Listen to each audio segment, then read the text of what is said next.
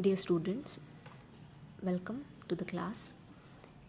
आज हम पढ़ रहे हैं पंडित विष्णु नारायण भातखंडे और पंडित विष्णु दिगंबर पलुस्कर की स्वर लिपि पद्धति में अंतर। इन दोनों ही विद्वानों ने भारतीय शास्त्रीय संगीत के प्रचार प्रसार में अपना संपूर्ण जीवन न्यौछावर किया। साथ ही स्वर लिपि पद्धति का निर्माण करके जो संगीत प्राचीन काल में सिर्फ गुरुमुख से ही सीखा जाता था, उसे आम जन के लिए बहुत ही सरल बनाने का प्रयास भी किया। इन दोनों ने अपने अपने हिसाब से स्वरों के कुछ चिन्ह तथा गायन में प्रयोग में आने वाले चीज़ों के लिए चिन्ह निश्चित किए तथा उससे स्वर लिपि पद्धति बनाई, जिसका चलन आज हम भारतीय शास्त्रीय संगीत में करते हैं। तो हम सबसे पहले ये जान लें कि पंडित विष्णु नारायण भातखंडे द्वारा रचित निर्मित जो स्वर लिपि पद्धति थी या है, उसका चलन उत्तर भारतीय संगीत में हम देखते हैं तथा पंडित विष्णु दिगंबर पलुस्कर द्वारा रचित स्वर लिपि का चलन दक्षिण भारतीय संगीत में किया जा रहा है। तो अब हम आते हैं इन दोनों की स्वर लिपि पद्धति में क्या अंतर है उसके ऊपर।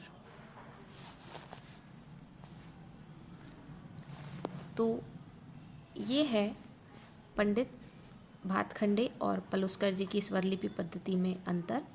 सबसे पहला अंतर है, जिन स्वरों के ऊपर बिंदु हो वे तार सप्तक के स्वर कहे जाते हैं। ये कहते हैं पंडित विष्णु नारायण भातखंडे जी के अनुसार जिन स्वरों के ऊपर बिंदी लगा दी जाती है वे तार सप्तक के स्वर कहे जाते हैं।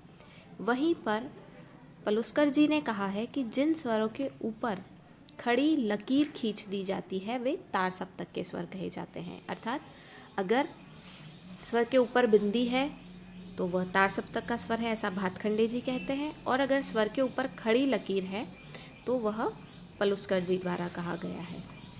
तो दक्षिण भारतीय संगीत में अगर तार सप्तक का स्वर दर्शाना है तो स्वर के ऊपर खड़ी लकीर आएगी, और वहीं अगर उत्तर भारतीय संगीत में तार सप्तक दर्शाना है तो स्वर के ऊपर बिंदी आएगी।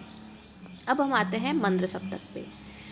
तो भातखंडे जी ने स्वरों के नीचे बिंदी लगाने पर स्वर का मंद्र सप्तक का होना दर्शाया है। अगर किसी स्वर के ऊपर नीचे बिंदी लग जाती है तो वह सप्तक मंद्र सप्तक हो जाता है। वहीं पर पलुस्कर जी ने कहा है कि अगर स्वर के ऊपर बिंदी लगी हो तो वह मंद्र सप्तक का कहा जाएगा। अब हम आते हैं स्वरों के कोमल रूप पे।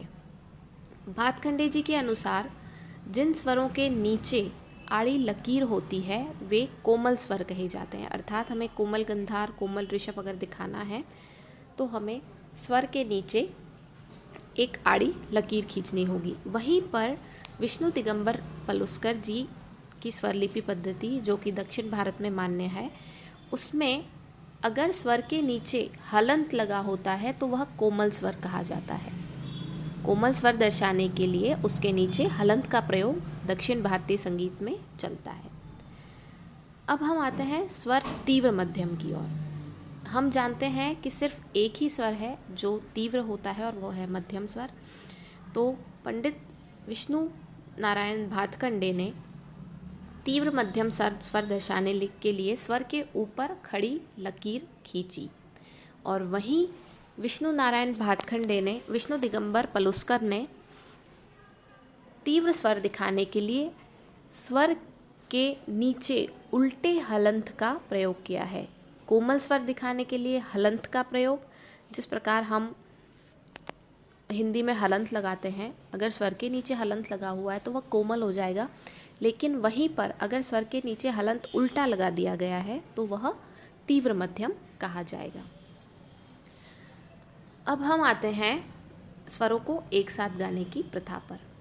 तो हम उत्तर भारतीय संगीत में हम ये जानते हैं कि अगर दो या दो से अधिक स्वरों को एक साथ गाना है तो उसके नीचे भातखंडे जी ने हमें अर्धचंद्राकार का निशान दिया है। अर्थात जैसे अगर दो स्वर गाने हैं साथ में तो उन दोनों स्वरों को साथ में लिख के उनके नीचे पहले से शुरू होके दूसरे पे ख़त्म होता हुआ अर्धचंद्राकार का हम निशान बनाएंगे, जिससे हमें ये विदित होगा कि ये 2 स्वर हमें एक मात्रा में गाने हैं या 4 स्वर हमें एक मात्रा में गाने हैं। वहीं पलुस्कर जी ने ये किया कि स्वर के नीचे उन्होंने इस तरह का निशान बनाया 1/3, 1/4, 1/5, अर्थात आपको यह एक मात्रा में यह 3 स्वर गाने हैं, एक मात्रा में 4 स्वर गाने हैं, एक मात्रा में 5 स्वर गाने हैं। इस प्रकार का चलन हमें पलुस्कर जी की स्वरलिपि पद्धति में देखने को मिलता है। अब जहाँ पर भातखंडे जी ने ताल में जब तबला बजता है तो सम दिखाने के लिए खाली शब्द सम दिखाने के लिए क्रॉस के शब्द का चिन्ह का प्रयोग किया है तथा खाली दिखाने के लिए ज़ीरो के चिन्ह का प्रयोग किया गया है। जब हम ताल कॉपी में लिखते हैं तो हम मात्रा, बोल और चिन्ह तीनों चीज़ें लिखते हैं, तो उन चिन्ह को जहाँ पे सम आ रहा है वहाँ पे हम क्रॉस लगाते हैं, जहाँ खाली आ रहा है वहाँ पे हम ज़ीरो लगाते हैं, और ताली के लिए हम क्रमशः 2, 3, 4 ऐसे नंबर का चयन करते हैं। वहीं दक्षिण भारतीय संगीत पद्धति में पलुस्कर जी ने ताल में सम दिखाने के लिए 1 का प्रयोग किया है और खाली दिखाने के लिए प्लस चिन्ह का प्रयोग किया गया है। लेकिन फर्दर जो हम ताली दिखाते हैं उसके लिए दोनों पद्धतियों में समान व्यवस्था रखी गई है, अर्थात जैसे पहली ताली के लिए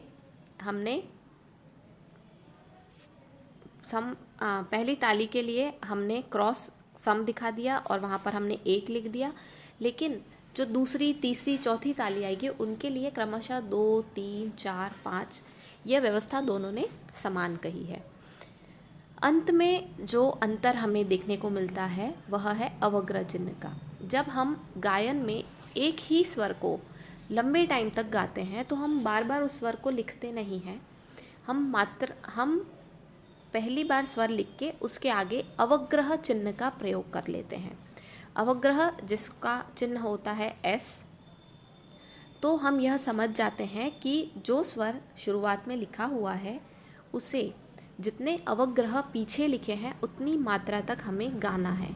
तो यही प्रथा पलुस्कर जी ने अपनी स्वरलिपि में पद्धति में भी दी है, परंतु उत्तर भारतीय संगीत में या भातखंडे जी की जो स्वरलिपि पद्धति है उसमें हम अवग्रह का चिन्ह स्वर और बोल दोनों के साथ प्रयोग में लाते हैं।